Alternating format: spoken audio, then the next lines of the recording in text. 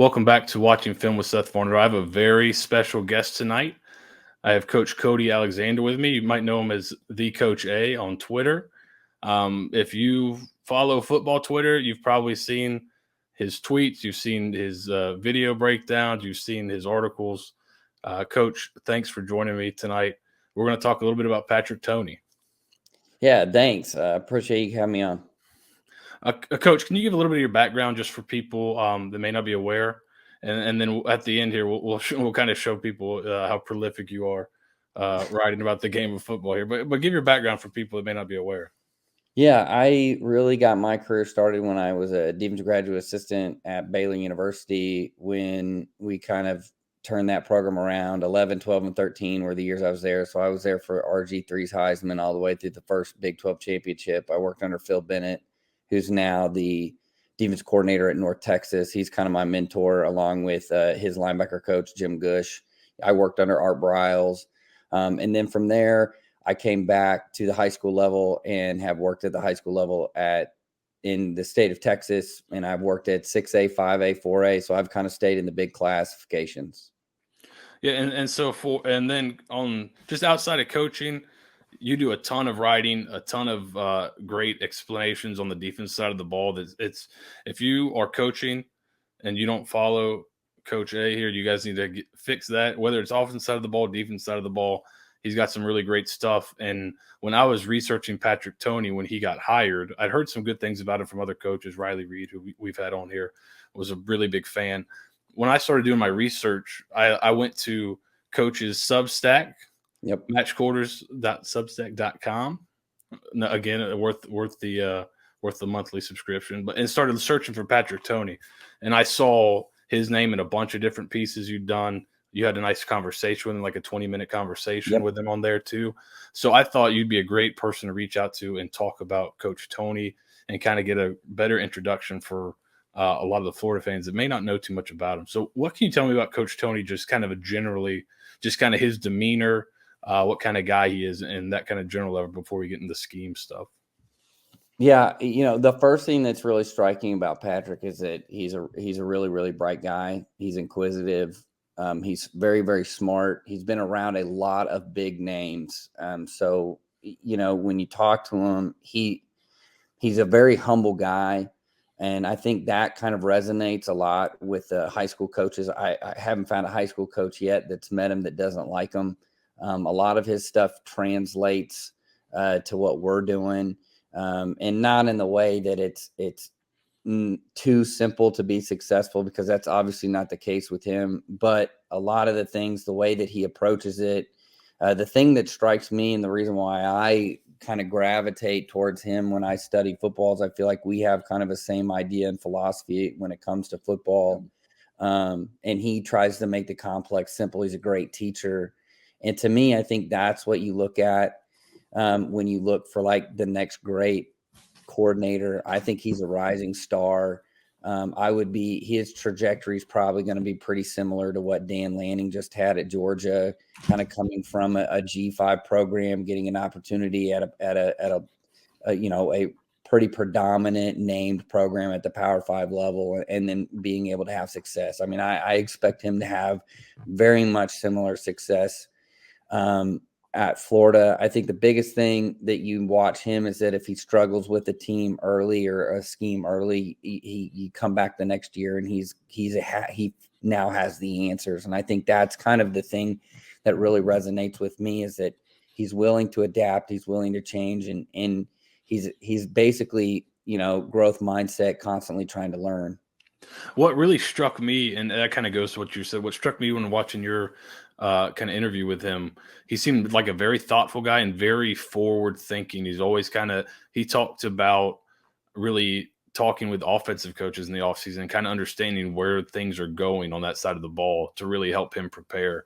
I thought that was really, really interesting, and was a really good listen to kind of get his mindset a little bit. So let's kind of get into a little bit more of the scheme side. So he is a Ron Roberts guy, right? That's kind of who he came up under at Southeast Louisiana. Is that correct? Yeah, he was there. He was he's part of that amazing Southeast Louisiana tree of Carl Scott, Golding, Ron Roberts, Aranda, all those guys kind of coming from that Ron Roberts tree. He is a Ron Roberts guy, but I would just say that he's not as kind of blitz heavy as Ron Roberts was last year. Now, if you watch Baylor this year, they weren't as blitz heavy, but I do feel like they're not as rigid as Ron Roberts would be. I mean, Ron Roberts created that defense. So anytime you see that, I mean, it's like watching Georgia versus Alabama. You watch Alabama and you're like, it's not like rigid, but you can be like, that's Saban, that's what it is. And then you go and you look at Kirby Smart and it's like, okay, it's like, okay, we're going to go a little bit over here in this tangent, or I like this, so we're going to kind of move away from that. And so I think in some of the sense that it is the same, it's the same base, it's the same foundation, but it is Patrick Toney's defense. They are different than they were under Ron Roberts. What is his kind of base personnel group or base look that he likes to? Does he have a base look, like a base front structure that he prefers, or is he pretty fluid? I would assume that they will start in a 3-4 base. Most teams now, I mean, I would even assume in the SEC now that you're going to kind of base with a nickel as a Sam linebacker instead of having two edge players, which are basically hybrid outside linebackers. So I think that would probably be my base. You start in the tight front and you work from there. And tight front's just 2-4 eyes, which is inside the tackle with a head up nose, and then you have a jackbacker, which is essentially your edge rusher. And he's kind of a hybrid outside linebacker DN type. Normally stays to the boundary, but obviously depending on what the defensive structure is and what the call is, he can move around with a nickel, which is kind of like a third safety, you could say, can cover. But it can also, if he needs to fit in that C gap, because that's where kind of the soft area is in the tight front, he can do that as well. You look at what they were this year at Louisiana, and they were heavy 4 down over front. But I think a lot has to do with the same reason why Georgia was so heavy with the 4 down, and that's just personnel. When you have guys that can just handle the offensive line, it's nice when you can use 4 guys to occupy 5. It kind of frees people up in the secondary to defend the pass, right? If you can defend the run with a light box, now you can put it in more people into the pass, which then that's kind of where offenses are going in general. So that's kind of the philosophy. And he's right in there with all the best defensive coordinators in the country at the NFL level and at the college level. Yeah, Florida has, and one thing that Florida fans have been up in arms a little bit about is they've really recruited the outside, that hybrid outside. They've really recruited the last staff was kind of enamored with those kind of players. So they got a lot of those guys. So I'd imagine that 3-4 look, or that 3 down and with the hybrid outside back would probably be their best fit to start, because they don't really have a lot of depth up front. They've got a lot of those outside hybrid rush ins though, so we'll see how that works out. One thing that I've seen in a bunch of your articles in terms of his philosophy is creepers and simulated pressures, kind of safe, right? Pretty safe pressures, really smart, well thought out stuff. Could you kind of explain that in layman's terms for people? And then I'll direct them to your site here so they can see some really good examples. But just kind of explain that for people that may not have heard those terms before. Right. And so what the creepers and sims really are now is this is the modern iteration of the fire zone. Back in the 90s, everybody was running fire zone, 80s and 90s, everybody's running fire zone pressures where you're sending 5 and you're dropping a guy from, you're sending 2 backers and you're dropping a DN. And so it was, Arnsparger, who created it, he called it safe pressure, right? Because you're bringing 5, but you still have the coverage ability. So what this has basically done is it says, look, if we can manipulate the rush with 4 people, but we're going to bring pressure from the second or the third level, but we're going to keep a 7-man traditional distribution. So what you're getting is best of both worlds. You're applying pinpoint pressure on the offensive line within the box, whether it's a run stunt or a pass stunt, depending on the down and distance, but you are still keeping your traditional 7-man drop. And it aligns with the movement towards more hybrid players. The more hybrid players, especially at the edge positions, especially at the, the D end outside linebacker hybrids, being able to at least play some spot drop zone and be a second level defender on a crossing route, or get in the throwing alley, because now RPOs are in breaking. They're not out breaking. We just don't see RPO screens anymore like we saw at the beginning of the 2010s or the early 2000s, the spread 101 stuff that you kind of still see at the high school level. You just don't see that.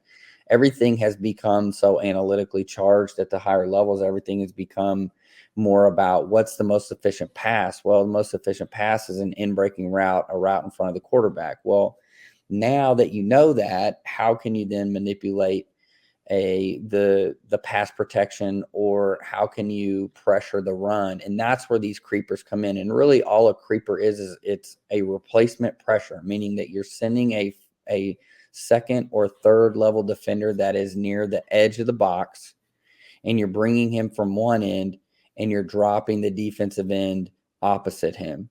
So it's kind of like a seesaw. So as you're bringing pressure on one end, you're dropping a D end away from it. And then the coverage adjustments off of that, you can run anything you want because it's 7-man distribution. Now, simulated pressure is a little bit different. They can, to the naked eye, or to it can, to the untrained eye, it can look almost the same, right? Because you're sending pressure. And this is usually where you get the confusion, is on internal pressure. So when the Mike linebacker is going, or when you're charging the center, what you're doing is you're simulating a 5-man rush or a 6-man rush, but you're dropping either one of the D ends or both of the defensive ends. And so that's kind of where the confusion comes in on these like 4-down creepers, or these 3-down creepers, where it's like, well, you're bringing a guy in the middle, but why is it these coaches calling it a simulated pressure? Most people, when they hear simulated pressure, are thinking of like a 5-0 front, where there's 5 guys and they're stacking each offensive lineman, and then you're bringing somebody from one end or up the middle, and then you're dropping people back. And so you're still getting a 4-man rush. You're still getting a 7-man traditional coverage concept in the back end. That's kind of where most people lie in, but they kind of get in the gray area when you start sending like inside the box, and especially attacking the center. But and in terms of relating it back to with Patrick Toney, he's right up there with any modern defense now, where that's kind of a big part of his game as well.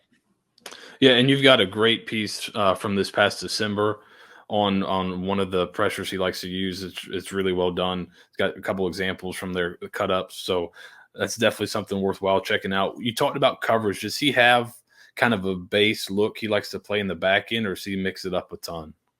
I would assume that they probably start out in some sort of a tight front with quarters coverage in the back end.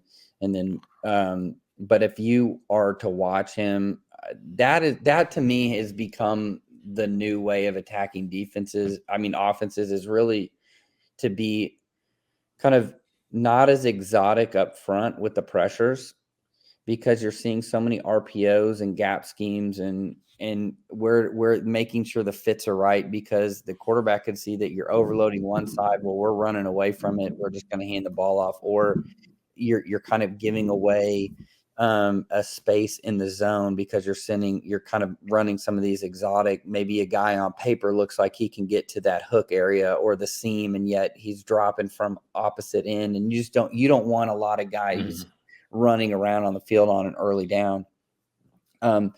But what has become more of a way of putting just what I call soft pressure on or what I call, soft pressure or cautious aggression, is like when you change the coverage. So one time you're going to bring this pressure, but then we're going to run cover 3 behind it. The next time you see that same pressure, we're going to run quarters behind it. And then we can run maybe cover 1 on it as well. Now we're playing man, and so you don't know if we're in quarters, if we're in single high, or if we're in man coverage. And you can do this all from a 2 high shell, or you can go ahead and make it look like single high and pop into quarters.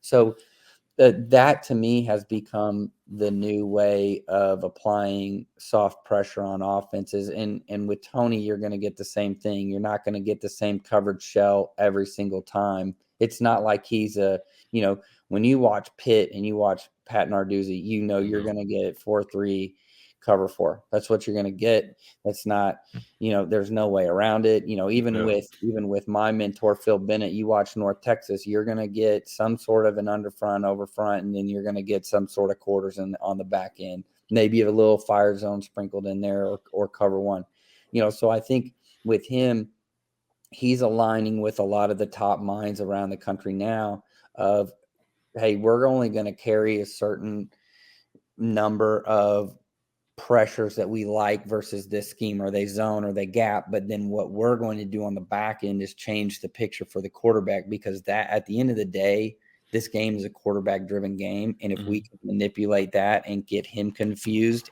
and just let him hand the ball off, then the defense is won, because it's less efficient to run the ball than it is to pass the ball. And at Florida, he's transitioning back from, I know he had to take on the linebacker role at Louisiana. He's transitioning back to safeties. How much of a help do you think that is for the defense to have him back there at safeties as he's kind of installing everything? It really seems like, to me, the best guys now, it's pretty much top down. It really starts with those back end guys. If you have those guys coached really well, those seem to be the better defenses in modern football, in my opinion. I think the game has changed. I think, when I was growing up in the 90s, and then, when I played my football in the early 2000s, it was still a run-centric game.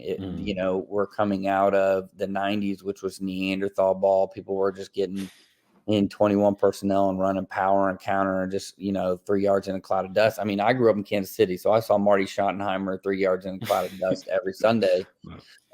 So to me, I think we're transitioning to now where the way the rules have changed, the way that offenses now are analytically driven, passing's a more efficient way of getting the ball down the field. And it's become, I call it spatial Darwinism. It's about space. As a defense, can you constrain the space, or can you manipulate the space in order to give you a numbers advantage and change the math post snap and make the quarterback process at a much higher level post snap? It used to be you just walk up to the line, you look around, everybody's static. You knew what the coverage was because of where the safeties were. You snap the ball, you knew exactly where you're going to get the ball. If it's too high, you're running. If it's single high, you're throwing down the seams. So nowadays it's a little bit different because of what Brandon Staley and the Rams did last year. Fangio has done now forever is using that too high alignments and then spinning late post snap, changing the picture. I think Georgia's done a great job under Dan Lanning of changing the picture as well. Not necessarily giving you a tendency, hey, we ran this pressure several times in week 3 and 4. Now we're in week 6 and 7, and we're going to make it look like single high, like you thought you saw on film, and then we're going to shift to too high from it. That to me is kind of being able to have him in the back end coaching it, is the guy that is running it. I've always felt is the key to a successful defense, because now everything is back to front, whereas it used to be front to back. So putting your main guy, your best teacher in the secondaries, especially at the safeties that have to make the calls, I think that's an important move and probably will pay dividends. Yeah, I definitely agree there. I was glad to see him make that switch. There were some, it was kind of up in the air depending on who they hired. They may move him to linebackers. I'm glad that he kind of got to stick there, move back, because that's kind of where he made his name, right? Coaching safety. I did want to talk to you briefly about, he's done really well so far on the recruiting trail. I know he did not recruit your school specifically, but you have spoken with him about recruiting. How do you think do you think that's he's going to kind of continue to really excel there for Florida? He seems to have done really well thus far. Yeah, I mean, I just think his just demeanor in general. He's a genuine guy. I think in recruiting and now with kids nowadays, yeah, the flash kind of gets you in the door, but the kids really want to know, do you care about me? I mean, I think that is. I even see that change even in the classroom from over a decade of teaching in the classroom. Like the kids that I taught 10 years ago, they were going to be there regardless. Now they kind of want to know, hey, do you have my back? Do you really care about me? Are you a genuine person? Are you real? And I think with Patrick, he just comes off like that. I mean, he is who he is. He's comfortable with himself. And I think in recruiting, that goes a long way. I do think with what he's done at Louisiana and the kids that they've been able to do, it's not like they won with a bunch of bounce back kids. It's not like they won with a bunch of, LSU rejects or SEC, guys that are trying to find a second home or grad transfer. I mean, they developed talent and they were able to get some really skilled guys. I mean, they've got several guys playing in the NFL right now that are under him, and he brought in on defense, and then with Napier obviously being there. So to me, I think a lot of it has to do with talent evaluation, and then can you just build a relationship with the kid that feels comfortable with you and that you have their back. Yeah, the number one feedback from recruits thus far on this new staff with Napier and Tony is kind of they're honest, they're genuine. That's kind of been the feedback from the players, and that seems to kind of track with what you've seen. I know great stuff on Coach Tony. I did want to talk briefly about Coach Napier here at the end. I know he has recruited your schools in the past when he was at Alabama. Could you talk a little bit about him? Kind of him, just you got to interact with him more on a personal level, kind of him as a recruiter. And then you said, I believe you said that he's really well respected by high school coaches and he actually cares about the high school coach. Can you talk about how important that is and kind of what you meant by that? I think people would like to understand how important those relationships are. Yeah, the first time I met Coach Napier was at Lovejoy High School in the North Dallas. It's kind of a little suburb right outside of Allen. I think most people are kind of familiar with Allen football. But one of the most genuine coaches I met, sat down, talked to us for 30 minutes to an hour, just, talking ball. What do you need? Hey, is there any, you need to ask me anything? And not just coming in and say, okay, who are your kids? Let me see them. Okay. Thanks, move on to the next. It's a genuine, I think he comes from a family of high school coaches. Yeah. He understands the high school game. And here's the thing, if you're going to recruit in the state of Texas, like there's a lot of coaches that I've worked with. There's a lot of coaches in this state that could easily be in the same position that a lot of these position coaches are at the college level. 6A football in the state of Texas is about as close as you can get to a Division I without actually coaching in Division I. Especially with the talent wise and the expectations and the facilities and things like that. I mean, it's hard to recruit kids out of the state of Texas if you just don't have facilities, because a lot of times they go to your school and they're like, wait, I got better facilities. Yeah. I got more fans at my Friday night game now. And it's not like that everywhere. I think people kind of overestimate the impact Texas has, but I do think that when it came to him, just how genuine he is, I mean, I think he kind of is in the same line with Tony. They're knowledge seekers. They want to be, they want to learn. They want to see how you're solving problems. If you bring them something that's interesting, they'll ask about it. And I just always found that it resonated with me, and I was always impressed with him because I've seen, working in this state and then, coaching at the college level and knowing a lot of guys in a lot of different places in the country and rubbing shoulders with a lot of these guys, you can kind of get an idea of who's genuine and who's on the hustle. And I just never felt like he was like that. I think that's why you're seeing a lot of these recruits like, oh, okay, you're not just recruiting me. Yeah. I'm not just a chess piece.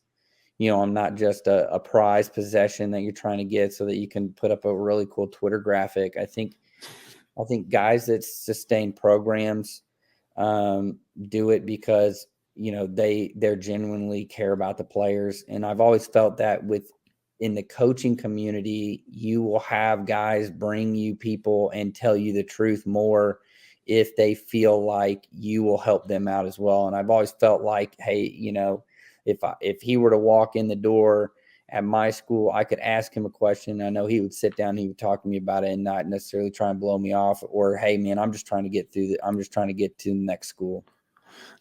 Meeting him kind of at that stage of his career, that was after he'd been fired at Clemson. He's kind of working his way back up. Did you anticipate that he was going to kind of be able to take these next steps as a head coach? Because is that something you could sense then, or just sense it more that he's just a genuine guy? He's a guy that'll probably have some success. Well, I was really impressed with him, and then he got the job at Arizona State at the same time that my mentor Phil Bennett was there. And I had asked Coach Bennett about him. I said, I was really impressed with him when he was at Alabama, and I got to meet him. What do you think about him now that he's on the staff? And I mean, he had he raved about him and thought that he would do really good at Louisiana. And then obviously, it's not easy to win in a state that has a flagship school that nobody really cares about the other schools. Yeah. Louisiana does, though. I will say Louisiana is kind of an outlier. They do have a really good fan base, and they've got some alumni that are willing to put some money into that program. But at the same time, like, you got to win in order to keep that going. And he was able to do that, develop talent, everything that they put out. Everything that they've done, a lot of their coaches that they've hired, I like what they talk about. I like them. They're really smart guys. And I think that he's got a nice little ecosystem and a nucleus that he's built. And I don't see why it can't be successful at Florida. Yeah, he's seen everything I've seen from him, everything I heard from him. He seems like he's a really organized, detailed guy. Everything's done with intention. And you see that they've hired like 50 people and they've got the game changer coordinator and all that kind of stuff. So he seems like he's going to do well, and he does a pretty good job, I think, bringing coaches in, and Coach Tony's definitely among that group. Before we get out of here, I want everyone to see kind of a little bit of your stuff here. So you've got, is it 5 books and then some other things? Yeah, so I've got 5 books, ranging from my very first book I wrote, Cost Aggression. It's kind of like a kind of my view of where the modern game of football was going after spending some time with. I love that. I love that title. I think that's just a great way to put it, to where some of these modern defenses are going. That's one of my favorite. Just that title, I think, is really, really a great way to put it, to where these things are going. I appreciate it. I got the stamp of approval from Art Browse. He really liked the title too, so I was like, okay, there we go. I feel good about it. When I gave him a book, he was like, this is a great title. So I like that. I wrote that. I wrote Hybrids, Making a Modern Defense, was basically kind of goes to the evolution of where we're at with football. And then at the end, I kind of talk about how I predict that the 3 high system is going to become a larger part of football, which it has. But within that book, I talk about the cyclical nature of football, of how offenses go big and then they go small, and then they go big and they go small. And we're already seeing, I think it's just funny, we're already seeing offenses collect tight ends. And so we're getting more back to kind of a bigger style, but like anything, it's going to not be the same as it was in the 90s. I don't think we'll ever go back to that. Yeah, there was a stat that when Georgia had like 2 or more tight ends on the field against Alabama, they averaged like 9 yards a play or something like that. Just because the person, it seems like everyone's gone so trying to match those 11 personnel with those really athletic tight ends that now when you bring in 12 and 21, they can give people some problems. I think that's where Florida may be headed on offense. Is a little more 12. And they were like that at Louisiana, and that makes sense to me. And then my Match Quarters book, the white book that you see there, that's kind of my dissertation on quarters coverage. That's a long project that I worked on, and kind of laying out how to teach it, why you do it, kind of it's a modern guidebook. I wanted it to be a guidebook, something that coach can carry in his bag, and hey, I needed this coverage, or what is this, and be able to look it up. And then my last book that I wrote, Anchor Points, really, I wanted to write a book about the hybrid front, what we're seeing in modern football, how you can tie the 3 down to the 4 down as a resource for coaches and just people in general, because I do think that there's still a group of fans that, excuse me, that if you have 4 guys on the line and they all have their hand down, then you're a 4-3, and then if you don't, and then you're a 3-4 if only, and so I think that there's a lot of different ways. And then the fun part about that book is I really got into pressures and attacking fronts and attacking different pass protections. And so that the last 2 chapters in that book were probably the most fun. And then obviously I have the Substack that you said, matchquarters.substack.com. Yeah, and there'll be a link in the description of the video here. We'll put a link to that because it's really good stuff. And then this is Coach's Twitter, _coach_A. Great stuff as well. You can get links to the Substack there, and you always put up some good video and cut ups there. So if you are a football fan or a coach, you should be following Coach A. Well, I appreciate it. I appreciate you coming on here. It was kind of out of nowhere. We hadn't really talked before, but I appreciate you coming on, sharing your knowledge of Coach Toney and Coach Napier and what they plan to do. And I think people are really going to enjoy this. So again, thank you for coming on. Follow Coach on Twitter. Go buy his stuff. He's a great resource for anybody that wants to learn more about the game of football. Coach, thanks so much. I appreciate you coming on. Yeah, I appreciate it, man. Thank you. Once again, that awesome Star Wars wipe means we are at the end of the video. If you like what you saw, if you want to see more college football schematic related content, please subscribe. We should be putting something out every week, hopefully during the season. Just whatever teams are trending or kind of what interesting scheme stuff. If you want to watch older videos, there should be a link at the top of the page here. And you can follow me on Twitter at Seth Varnadore. Thanks for watching. We'll see you next time.